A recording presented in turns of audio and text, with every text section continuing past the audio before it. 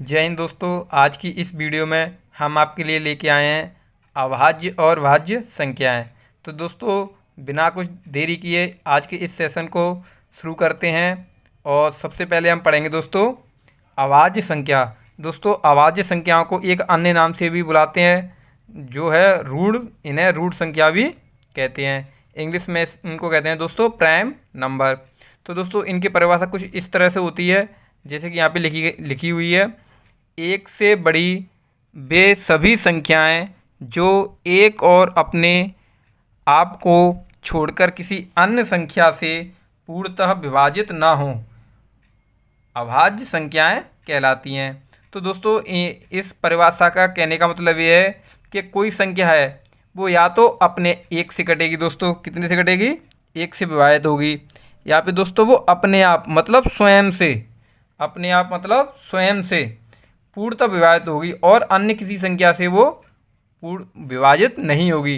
तो जितनी भी ऐसी संख्याएं हैं दोस्तों वे सभी संख्या कैसी संख्या कहलाती हैं दोस्तों, अभाज्य संख्याएं। कैसी संख्या कहलाती हैं दोस्तों, अभाज्य संख्याएं। और दोस्तों अभाज्य संख्याओं के कुल 2 गुणनखंड होते हैं। तो कैसे होते हैं वो हम आपको अभी बताते हैं। जैसे दोस्तों एक हम कोई अभाज्य संख्या लेते हैं, जैसे हमने ले ली 5। तो जैसे दोस्तों इस 5 को यदि हम विभाजित करना चाहें तो ये 5 जो है दोस्तों या तो 1 से विभाजित होगी, कितने से होगी दोस्तों, 1 से, या 5 अपने आप से होगी और ये अन्य किसी संख्या से विभाजित नहीं होगी। तो इसी तरह से इसके कितने गुणनखंड निकल के आते हैं दोस्तों, 1 और 5। तो इसके कुल गुणनखंड कितने हो गए दोस्तों 2 गुणनखंड। कितने गुणनखंड हो गए दोस्तों, 2 गुणनखंड। ऐसे दोस्तों किसी अन्य संख्या को और लेते हैं। जैसे हमने ले ली दोस्तों 23। कितनी ले ली दोस्तों, 23। यदि 23 की भी हम विभाजित करना चाहें 23 को दोस्तों, तो या तो 23 कितने से विभाजित होगी दोस्तों, 1 से, या फिर 23 को हम दोस्तों विभाजित करना चाहें तो 23 अपने आप से विभाजित होगी। 23 किससे विभाजित होगी दोस्तों, अपने आप से, और अन्य किसी संख्या से 23 विभाजित नहीं होगी दोस्तों। तो 23 की भी कितने गुणनखंड निकल गया है दोस्तों, ये 2। कितने गुणनखंड निकल गया है दोस्तों, 2 गुणनखंड। तो एक तो कितना है वो दोस्तों, इसका 1 है और एक 23 स्वयं है। तो जो भी अभाज्य संख्याएं होती हैं दोस्तों वो या तो 1 से विभाजित होती हैं या अपने आप से, या अपने आप से मतलब दोस्तों स्वयं से। ठीक है। तो दोस्तों आप यहाँ पर कुछ उदाहरण दिए गए हैं अभाज्य संख्याओं के, उन्हें देख सकते हैं। जैसे 2, 3, 5, 7, 11, 13, 17, 19, 23, 29, 31, 37, 41, इसी तरह से दोस्तों क्रम में करते हुए 97 तक ये दिए गए हैं। तो दोस्तों ये हमारे जो उदाहरण दिए गए हैं 1 से लेके 100 तक की अभाज्य संख्याओं के उदाहरण हैं। तो दोस्तों एक आप ये भी नोट याद रखना, कभी कभी पेपर में पूछ लेता है कि 1 से 100 तक कुल कितनी अभाज्य संख्याएं होती हैं। तो दोस्तों 1 से 100 तक कुल 25 अभाज्य संख्याएं होती हैं। कितनी होती हैं दोस्तों, 25। कितनी होती हैं दोस्तों, 25। 1 से 100 तक कुल कितनी अभाज्य संख्या होती हैं दोस्तों, 25 होती हैं। दोस्तों अब हम पढ़ेंगे 2 नंबर पर भाज्य संख्या। तो दोस्तों भाज्य संख्या को भी एक अन्य नाम से जानते हैं जो है यौगिक संख्या। दोस्तों भाज्य संख्या को हम यौगिक संख्या के नाम से जानते हैं। दोस्तों इसको इंग्लिश में हम कंपोजिट नंबर कहते हैं। और इसकी परिभाषा की बात करें तो दोस्तों इसकी परिभाषा कुछ इस तरह से होती है। एक से बड़ी वे सभी संख्याएं जो एक और अपने आप को छोड़कर किसी अन्य संख्या से भी विभक्त हों अभाज्य संख्या कहलाती हैं। दोस्तों इसकी परिभाषा क्या कह रही है कि कोई संख्या है वो 1 से भी विभाजित हो और अपने आप से भी विभाजित हो, और एक और अपने आप को छोड़कर किसी अन्य संख्या से भी वो संख्या कैसी होनी चाहिए, विभाजित होनी चाहिए, विभक्त होनी चाहिए। तो वो संख्या कैसी कहलाएगी दोस्तों, भाज्य संख्या। तो दोस्तों भाज्य संख्या के हम कुछ उदाहरण देखते हैं। जैसे दोस्तों जैसे हम कोई संख्या लेते हैं, हमने संख्या ले ली दोस्तों, जैसे कोई 4 ले ली।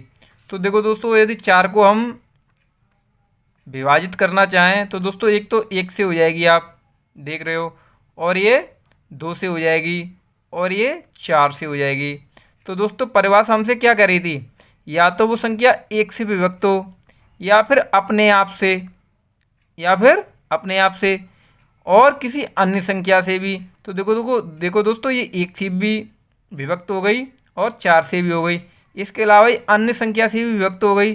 तो ये 4 हमारी की संख्या कहलाएगी दोस्तों, कैसी कहलाएगी, भाज्य संख्या। कैसी कहलाएगी दोस्तों, भाज्य संख्या।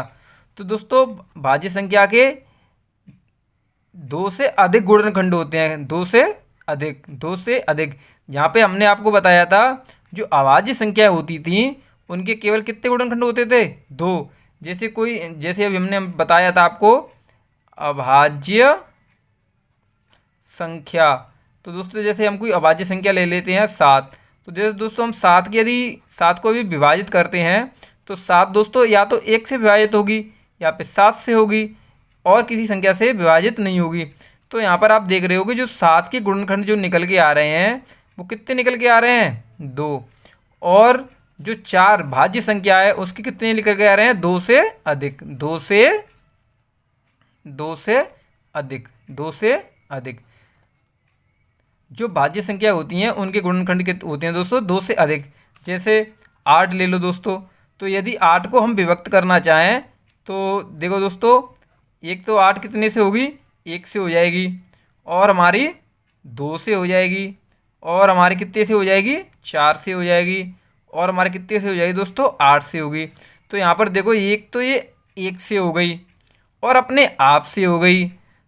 भाज्य संख्याओं की डेफिनेशन क्या कहती है, संख्या 1 से विभक्त हो और अपने आप से हो और किसी अन्य संख्या से भी हो। तो यहाँ पर देखो ये 2 अन्य संख्याओं से भी विभक्त हो गई, 8।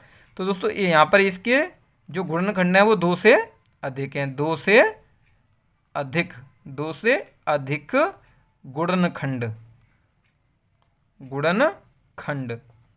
कितने गुणनखंड इसके, 2 से अधिक। तो दोस्तों आपको यहाँ पर सिंपल वे में ये याद रखना है, इनके 2 गुणनखंड होते हैं। एक तो ये संख्याएं जो होती हैं दोस्तों, जो ये संख्याएं होती हैं ये 1 से कटेंगी, कितने से, 1 से और अपने आप से और किसी संख्या से नहीं कटेंगी। और इसी तरह से यदि भाज्य संख्याओं को याद रखना है तो भाज्य संख्याओं के संदर्भ में ये याद रखना है दोस्तों, जो भाज्य संख्याएं होती हैं वो 1 से कटेंगी, अपने आप से भी कटेंगी और किसी अन्य संख्या से भी कटेंगी और किसी अन्य संख्या से भी विभक्त होंगी। कटने का मतलब यहाँ पर दोस्तों यही है कि ये विभक्त होंगी। ठीक है दोस्तों, तो आप इनको देख ही रहिए और दोस्तों इस नोट को आप ज़रूर ध्यान में रखिएगा, ये कभी कभी पेपर में पूछ लेता है कि 1 से 100 तक कुल कितनी अभाज्य संख्याएं होती हैं। तो 1 से 100 तक दोस्तों कुल 25 अभाज्य संख्याएं होती हैं। और दोस्तों इन अभाज्य संख्याओं को आप इसी क्रम में याद रखना, अभाज्य संख्याओं को दोस्तों इसी क्रम में याद रखना, क्योंकि कभी कभी पेपर में हमसे पूछ लेता है कि प्रथम क्रमागत 5 अभाज्य संख्याओं का योग बताओ या प्रथम क्रमागत 4 अभाज्य संख्याओं का गुणनफल बताओ। तो दोस्तों हमें क्रम से याद रखना है, 2, 3, 5, 7, 11, 13, 17, 19, 23। तो दोस्तों हमें इसी क्रम में याद रखना है। और कभी कभी दोस्तों हमसे ये भी पूछ लेता है कि बताइए 13 और 41 के बीच में कितनी अभाज्य संख्या हैं। तो दोस्तों हमें यदि क्रम में ये याद होंगी तो हम तत्काल बता सकते हैं। तो दोस्तों यदि आपको हमारी वीडियो अच्छी लगी हो तो वीडियो को लाइक करें, चैनल को सब्सक्राइब करें